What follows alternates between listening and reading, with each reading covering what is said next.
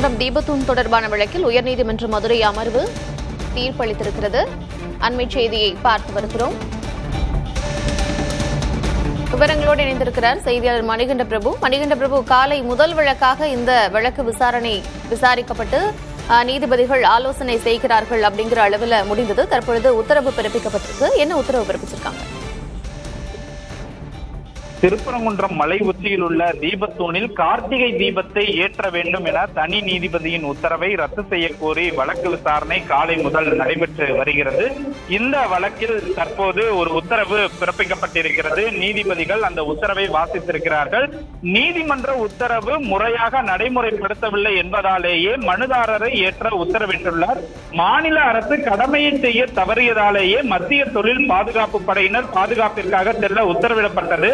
ஆகவே நீதிமன்ற அவமதிப்பு வழக்கில் பிறப்பிக்கப்பட்ட உத்தரவை எதிர்த்து தொடரப்பட்ட இந்த மனு தள்ளுபடி செய்வதாக தற்போது இரு நீதிபதிகள் கொண்ட அமர்வு இந்த உத்தரவை பிறப்பித்திருக்கிறார்கள். குறிப்பாக இந்த வழக்கை பொறுத்தமட்டில் தனி நீதிபதியினுடைய உத்தரவை ரத்து செய்ய வேண்டும் என அரசு தரப்பில் மேல்முறையீட்டு மனு தாக்கல் செய்யப்பட்டது. இந்த மனுதான் தற்போது தள்ளுபடி செய்யப்பட்டிருக்கிறது. இதில் நீதிபதிகள் குறிப்பிட்டுள்ள மிக முக்கியமான அந்த கருத்துக்கள் என்பது மிக முக்கியமானதாகவே பார்க்கப்படுகிறது. நீதிபதிகள் சொல்லி இருக்கக்கூடிய விஷயம், குறிப்பாக நீதிபதிகள் ஜெயச்சந்திரன் அதே போல கே ராமகிருஷ்ணன் இரு நீதிபதிகள் கொண்ட அமர்வு இந்த உத்தரவை தற்போது வெளியிட்டிருக்கிறார்கள். நீதிமன்ற உத்தரவு முறையாக நடைமுறைப்படுத்தப்படவில்லை என்பதாலேயே மனுதாரரை ஏற்ற நீதிபதி உத்தரவிட்டிருந்தார். மாநில அரசு கடமையை செய்ய தவறியதாலேயே மத்திய தொழில் பாதுகாப்பு படை பாதுகாப்பிற்காக செல்ல உத்தரவிடப்பட்டது.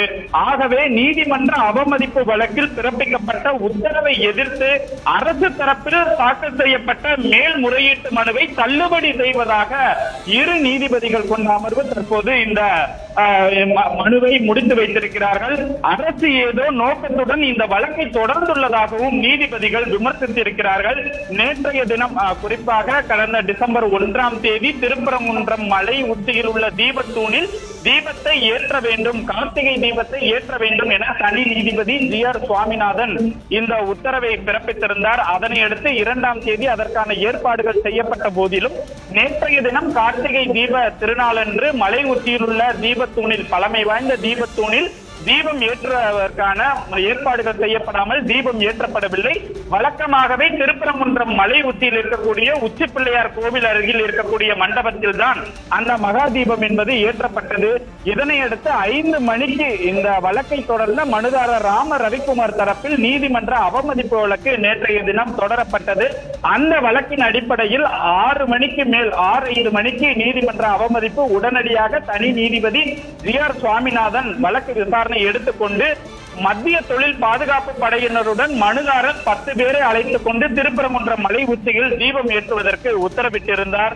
அதன் அடிப்படையில் நேற்றைய தினம் மத்திய தொழில் பாதுகாப்பு படையினர் திருப்பரங்குன்றம் மலைக்கு சென்ற போது அங்கு 144 தடை உத்தரவு பிறப்பிக்கப்பட்டு காவல்துறையினர் மத்திய தொழில் பாதுகாப்பு படையினை தடுத்து நிறுத்தி திருப்பி அனுப்பினார்கள்.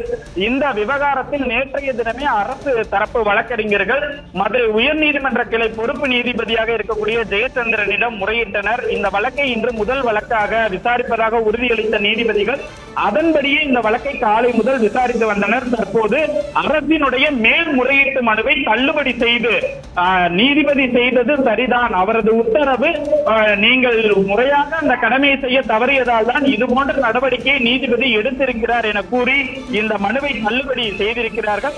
மிக முக்கியமாக ஒரு வார்த்தையை குறிப்பிட்டிருக்கிறார்கள். அரசு ஏதோ நோக்கத்துடன் இந்த மேல்முறையீட்டு வழக்கை தொடர்ந்துள்ளதாகவும் நீதிபதிகள் விமர்சித்திருக்கிறார்கள்.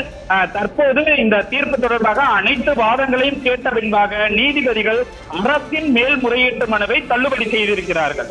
மணிகண்ட பிரபு, நீதிமன்ற உத்தரவு முறையாக நடைமுறைப்படுத்தவில்லை அப்படிங்கிறதுனாலதான் மனுதாரரை ஏற்ற அவர் உத்தரவிட்டிருக்கிறார் அப்படின்னு சொல்லியிருக்கிறாங்க. இதனைத் தொடர்ந்து மேல்முறையீட்டு மனுவை தள்ளுபடியும் செய்யப்பட்டிருக்கிறது. அப்போ என்ன மாதிரியான நடைமுறை தற்பொழுது அங்கு தொடரும் இனி அடுத்து வரும் காலங்களில், அடுத்து வரக்கூடிய ஆண்டுகளில்?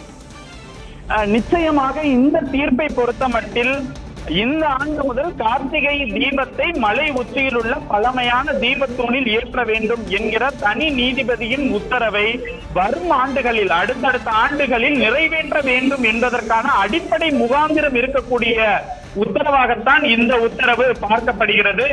காலை முதலே அரசு தரப்பு நீதிபதி ஜி.ஆர். சுவாமிநாதனுக்கு எதிராக கடுமையான குற்றச்சாட்டுகளை வைத்தது. குறிப்பாக சட்டம் ஒழுங்கு பிரச்சனையை ஏற்படுத்தும் வகையில் நீதிபதி ஜி.ஆர். சுவாமிநாதன் உத்தரவு வழங்கினார். அதே போல மத பிரச்சனை ஏற்படும் சூழலை ஏற்படுத்தினார் என்றெல்லாம் கூட கடுமையான குற்றச்சாட்டுகளை அரசு தரப்பினுடைய மூத்த வழக்கறிஞர்கள் வைத்தார்கள். அதன் அடிப்படையில் தான் வாதங்கள் நடைபெற்றது. அதே போல மனுதாரர் தரப்பிலும் சில முக்கியமான விவரங்கள் எல்லாம் எடுத்து கூறப்பட்டது.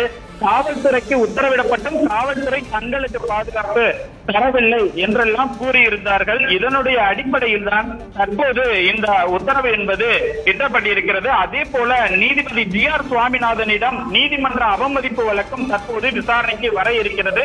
2:15 மணிக்கு எடுக்கப்பட இருந்ததாக இந்த வழக்கு தற்போது 4:30 மணிக்கு எடுக்கப்பட்டிருக்கிறது. நீதிபதி ஜி.ஆர். சுவாமிநாதனை பொறுத்தவரை அவர் நேற்றைய தினமே திருப்பரங்குன்றம் மலை உச்சியில் தீபத்தை மத்திய தொழில் பாதுகாப்பு படையினருடன் ஏற்ற வேண்டும், மனுதாரர் ஏற்ற வேண்டும் என உத்தரவிட்டிருந்தார். அந்த அடிப்படையில் தான் தற்போது அரசினுடைய இந்த மேல்முறையீட்டு மனு தள்ளுபடி செய்யப்பட்டிருக்கிறது. 2 நீதிபதிகள் கொண்ட அமர்வில் இந்த முக்கியமான உத்தரவு பிறப்பிக்கப்பட்டிருப்பதால் வரும் ஆண்டுகளில் அடுத்தடுத்த ஆண்டுகளில் திருப்பரங்குன்றம் மலை உச்சியில் இருக்கக்கூடிய தீபத்தூணில் தீபம் ஏற்றுவதற்கான வாய்ப்புகள் அதிகம் என்று வழக்கறிஞர்கள் கூறுகிறார்கள். தற்போது தமிழக அரசினுடைய மனு தள்ளுபடி செய்யப்பட்டிருக்கிறது. முழுமையாக மனுதாரர் தரப்பு வாதம் என்பது ஏற்கப்பட்டு காவல்துறையினுடைய வாதம் நிராகரிக்கப்பட்டு இந்த உத்தரவு என்பது கொடுக்கப்பட்டிருக்கிறது. இது தொடர்பாக இன்னும் சற்று நேரத்தில் மனுதாரர் தரப்பு வழக்கறிஞர்களும் மனுதாரர்களும் செய்தியாளர்களை சந்திக்க இருக்கிறார்கள். ஆனந்தா. மணிகண்ட பிரபு, தற்பொழுது வழக்கு தள்ளுபடி செய்யப்பட்டது மட்டுமல்லாமல் அரசுக்கு 2 விமர்சனங்களை நீதிபதிகள் வச்சிருக்கிறாங்க. ஏதோ ஒரு உள்நோக்கத்தோடு வழக்கை தொடர்ந்திருப்பதாகவும் மாநில அரசு தன்னுடைய கடமையை செய்ய தவறி இருக்கிறது அப்படிங்கிற 2 விமர்சனங்களை முன் வச்சிருக்கிறாங்க. இதை எப்படி புரிஞ்சுக்கலாம்? இந்த வழக்கை பொறுத்த மட்டில் இது கிட்டத்தட்ட 100 ஆண்டுகளுக்கு மேல் இருக்கக்கூடிய பிரச்சனை. இந்த வழக்கு என்பது மிகவுமே ஒரு சென்சிட்டிவான பிரச்சனையாக மதுரையை பொறுத்த மட்டில் இருக்கிறது. மத நல்லிணக்கத்திற்கு எடுத்துக்காட்டாக திருப்பரங்குன்றம் பார்க்கப்படுகிறது. மலை உச்சியில் தர்கா இருக்கக்கூடிய இடத்திலிருந்து கிட்டத்தட்ட 100 மீட்டருக்கு மேல் தான் இந்த தீபத்தூண் இருக்கிறது. அதனால் அங்கு பாரம்பரியமாக தீபத்தூண் இருக்கும் நிலையில் அங்கு தீபம் ஏற்றுவதால் எந்தவித பிரச்சனையும் ஏற்படாது. இது சம்பந்தமாக ஏற்கனவே நீதிபதி ஜி.ஆர். சுவாமிநாதன் தர்கா தரப்பு, அறநிலையத்துறை தரப்பு, அதே போல கோவில் நிர்வாகம் இவற்றையெல்லாம் இணைத்து அவர்களையும் ஒரு மனுதாரராக இணைத்து அனைத்து தரப்பு வாதங்களையும் கேட்டறிந்து நேரடியாகவே கோவிலுக்கு சென்று ஒரு விரிவான ஆய்வை மேற்கொண்டுதான் கடந்த 1ஆம் தேதி திருப்பரங்குன்றம் மலை உச்சியில் உள்ள தீபத்தூணில் தீபம் ஏற்ற வேண்டும் என்கிற உத்தரவை கொடுத்திருந்தார். ஆனால் அந்த உத்தரவை கோவில் நிர்வாகம் முறையாக செயல்படுத்தப்படவில்லை என்பதுதான் நேற்றைய நீதிமன்ற அவமதிப்பு வழக்காகவே இருந்தது. அப்போது கூட அரசு தரப்பு நீதிபதி ஜி.ஆர். சுவாமிநாதனை விமர்சித்தார்கள். முன்ஜாமீன் கேள்விப்பட்டிருக்கிறோம், ஆனால் முன்கூட்டியே நீதிமன்ற அவமதிப்பு வழக்கா என 5 மணிக்கு வழக்கு தாக்கல் செய்த போது அப்படியெல்லாம் கூறியிருந்தார்கள். அதனை அடுத்துதான் 6 மணிக்கு பின்பாக 6:05 மணிக்கு நீதிமன்ற அவமதிப்பு வழக்கு என்பது எடுக்கப்பட்டது.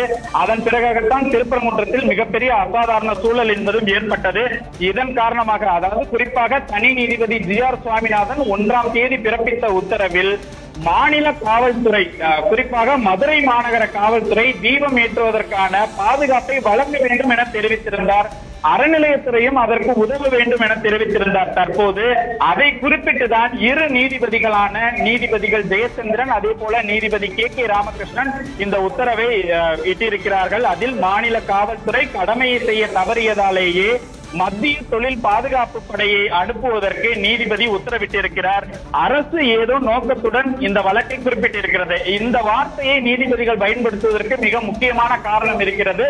காலையிலிருந்தே அரசு தரப்பு வைத்த வாதங்களில் நீதிபதி ஜி.ஆர். சுவாமிநாதனை விமர்சித்திருந்தார்கள், கடுமையாக குற்றம் சாட்டியிருந்தார்கள். மணிகண்ட பிரபு, நேற்று அந்த பழமையான தீபத்தூணில் தீபம் ஏற்றப்படவில்லை. இந்நிலையில் அந்த உத்தரவை நடைமுறைப்படுத்த வேண்டும் என்று தற்பொழுது நீதிபதிகள் சொல்லியிருக்கிறாங்க. இந்நிலையில அங்க தீபத்தூண்ல தீபம் ஏற்றப்படுமா?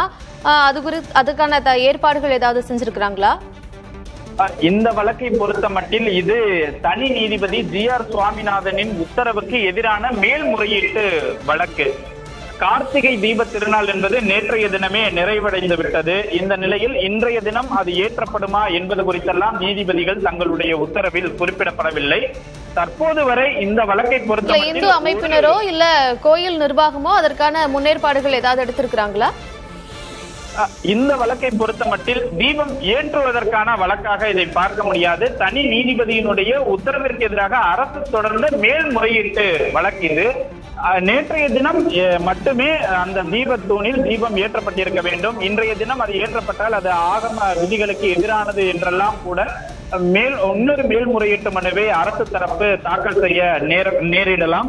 அதன் காரணமாகத்தான் தற்போது இதில் நீதிபதிகள் இன்றைய தினம் தீபத்தை ஏற்றலாம் என எந்த இடத்திலேயும் குறிப்பிடப்படவில்லை.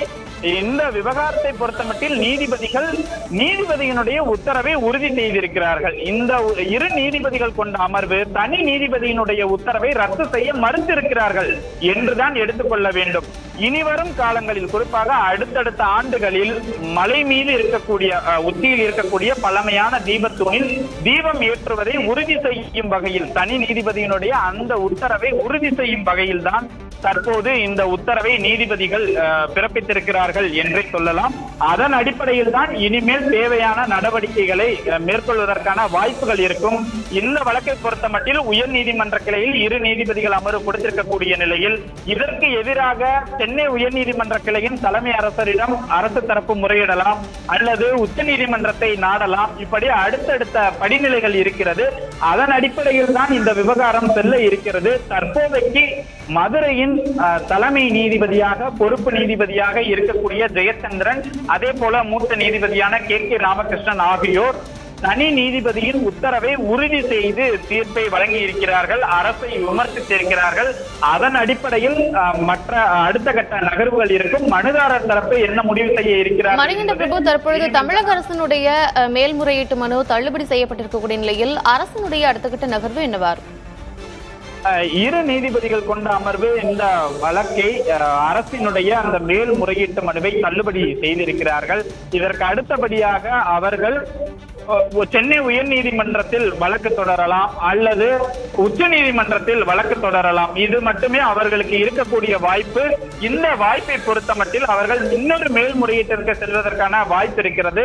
அவர்கள் எவ்வாறு செல்ல இருக்கிறார்கள், இந்த விவகாரங்களில் யாரையெல்லாம் சேர்த்து, ஏனென்றால் கோவில் நிர்வாகம் தரப்பில் மனு தாக்கல் செய்யலாமா அல்லது அறநிலையத்துறையே நேரடியாக மனு தாக்கல் செய்யலாமா அல்லது தர்கா தரப்பில் இருந்து மனு தாக்கல் செய்ய வைக்க முடியுமா, இப்படி பல்வேறு விவகாரங்களை ஆலோசித்த பின்புதான் அரசு தரப்பில் இந்த மனு தாக்கல் என்பது செய்ய இயலும். அதன் அடிப்படையில் தான் இந்த வழக்கு அடுத்த கட்ட நகர்வுக்கு செல்லும். தற்போதைக்கு தனி நீதிபதி ஜி.ஆர். சுவாமிநாதனுடைய உத்தரவை உறுதி செய்து உயர் நீதிமன்ற மதுரை கிளை அரசினுடைய மேல்முறையீட்டு மனுவை தள்ளுபடி செய்திருப்பது மட்டுமே தீர்ப்பாக இருக்கிறதா? மணிகண்ட பிரபு, தற்பொழுது ஜி.ஆர். சுவாமிநாதன் மீண்டும் இந்த வழக்கினை விசாரிப்பார்னு நீதிபதிகள் இரு நீதிபதிகள் அமர்வு சொல்லியிருக்கு. அந்த வழக்கு எப்பொழுது விசாரணைக்கு? அதாவது மனுதாரர் ராம ரவிக்குமார் நேற்றைய தினம் அறநிலையத்துறை கோவில் நிர்வாகம் சார்பில் திருப்பரங்குன்றம் மலை உச்சியில் உள்ள தீபத்தூணில் தீபம் ஏற்றுவதற்கான ஏற்பாடுகள் எதையும் செய்யவில்லை, எனவே அதை செய்யாத அதிகாரிகள் மீது நீதிமன்ற நடவடிக்கை எடுக்க வேண்டும், அவமதிப்பு வழக்கு எடுக்க வேண்டும் என்று அந்த மனுவினை தாக்கல் செய்திருந்தார்கள். அந்த மனுவை தனி நீதிபதியிடமே தாக்கல் செய்திருந்தார்கள்.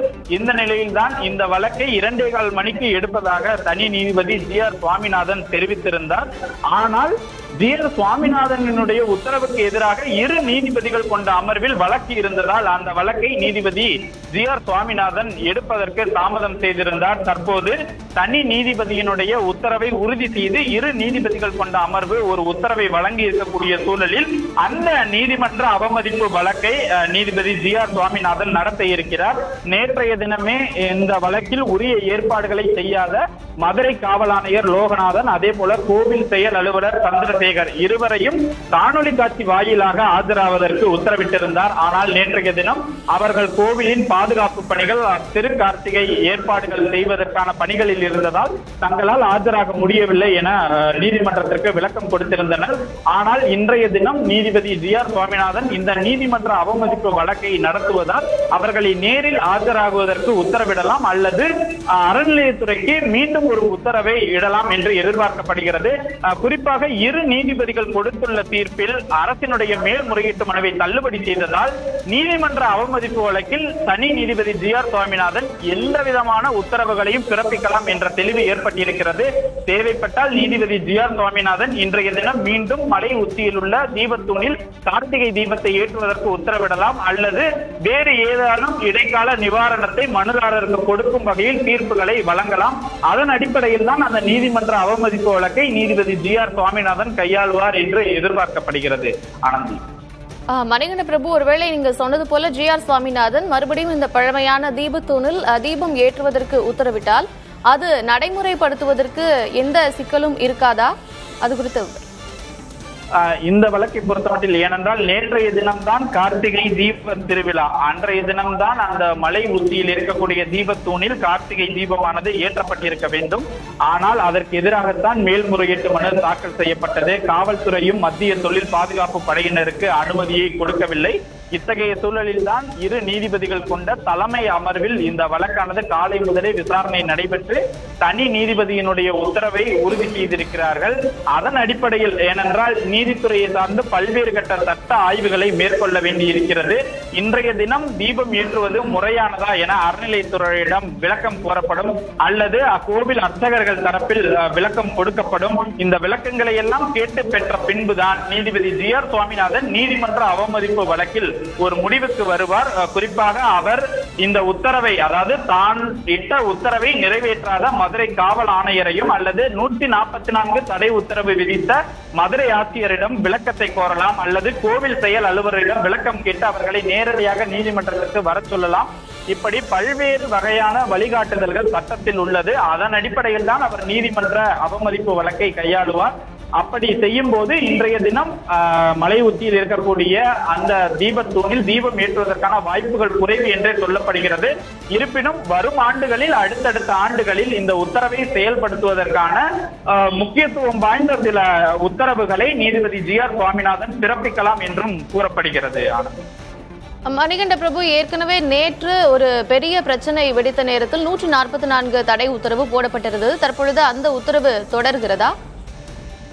திருப்பரங்குன்றம் பகுதியை சுற்றி 144 தடை உத்தரவு நேற்றைய தினம் சரியாக ஒரு 6:35 6:40 மணிக்கு மதுரை மாவட்ட ஆட்சியர் பிரவீன்குமாரால் நடைமுறைப்படுத்தப்பட்டது. குறிப்பாக அந்த பகுதியில் நடப்படக்கூடிய சுப நிகழ்ச்சிகள், மத சடங்குகள், மத விழாக்கள் இவற்றை தவிர்த்து மற்ற வகைகளில் எந்த நிகழ்ச்சிகளுக்கும், ஆர்ப்பாட்டம், போராட்டம் உள்ளிட்ட எந்த ஒரு விதமான உள்ளிட்ட நிகழ்ச்சிகளுக்கும் அனுமதி கிடையாது என 144 தடை உத்தரவை மதுரை மாவட்ட ஆட்சியர் பிறப்பித்திருந்தார். அதனையே தான் போராட்டம் நடத்தியவர்களுக்கும் ஒரு எச்சரிக்கையாக கொடுக்கப்பட்டது. 144 தடை உத்தரவை எதிர்த்து கூட்டம் கூடினாலோ அல்லது போராட்டம் நடத்தினாலோ உடனடியாக நீங்கள் கைது செய்யப்படுவீர்கள் என்றெல்லாம் காவல்துறையினர் எச்சரிக்கையை விடுத்தனர். கிட்டத்தட்ட 600க்கும் மேற்பட்டோர் அந்த இடத்தில் கூடியிருந்தனர். இது போன்ற பரபரப்பான சூழலில் தான் அந்த உத்தரவு நிறைவேற்றப்பட்டதாக அரசு தரப்பும் கூட இன்றைய தினம் இரு நீதிபதிகள் அமர்வில் முறையிட்டிருந்தார்கள். காவலர்களும் காயம் ஏற்பட்டிருந்தது, அதே போல மிகப்பெரிய அசாதாரண சூழல் ஏற்பட்டிருந்தது.